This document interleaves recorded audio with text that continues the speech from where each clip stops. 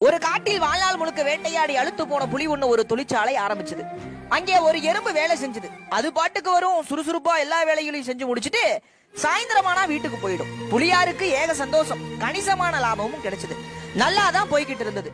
நம்ம ஆட்சியாளர்களுக்கு தோணுற மாதிரி நடுராத்திரி திடீர்னு புலியாருக்கு ஒரு ஐடியா தோணுச்சு. எறும்பு தனியாவே வேலை செய்யுது, அதை கண்காணிக்கிற அளவுக்கு நமக்கும் போதுமான அறிவில்ல.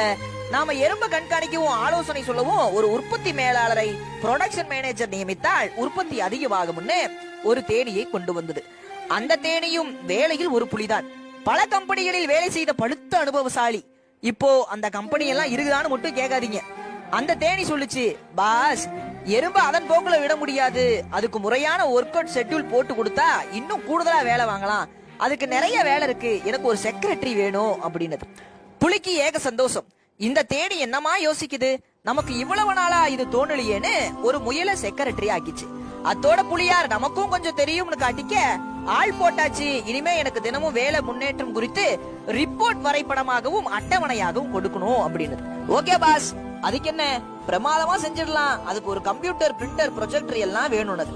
அப்படியே வாங்கிக்கிச்சு. ஒரு கம்ப்யூட்டர் டிபார்ட்மெண்ட்டும் பூனை ஒன்றின் தலைமையில் அமைச்சாச்சு. இப்போ ஏகப்பட்ட கெடுபிடி, நெருக்கடிகளால் விரக்தி அடைந்த அந்த எறும்போட வேலையில் ஒரு தொய்வு வந்துச்சு. உற்பத்தி குறைந்தது. புலி நினைச்சது, எல்லாம் சரியா இருந்தும் ஏன் இப்படி? தேனியோட ஐடியாக்களை எறும்புக்கு விளக்கமா எடுத்து சொல்ல ஒரு தொழில்நுட்ப ஆலோசகரை போடுவோம்னு ஒரு குரங்குக்கு அந்த வேலையை கொடுத்தது.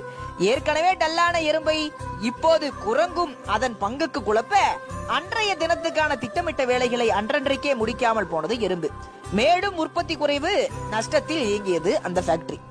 எதை தின்னாதான் பித்தம் தெளியும் என்று மனநிலைக்கு ஆளான புலியார் நஷ்டத்தை சரி செய்ய என்ன செய்யலாம்னு ஆராய ஆந்தைய நியமிச்சது. ஆந்த 3 மாத ஆராய்ச்சிக்கு பின் கடைசியா இப்படி சொன்னது, தொழிற்சாலையில் தேவைக்கு அதிகமாக ஆள் இருப்பதே காரணம்.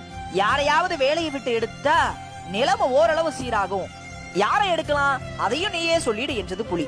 அதில் என்ன சந்தேகம், சரியாக வேலை செய்யாத அந்த எறும்பத்தான் அப்படின்னது. அதிரடியாக சொன்னது ஆந்தை.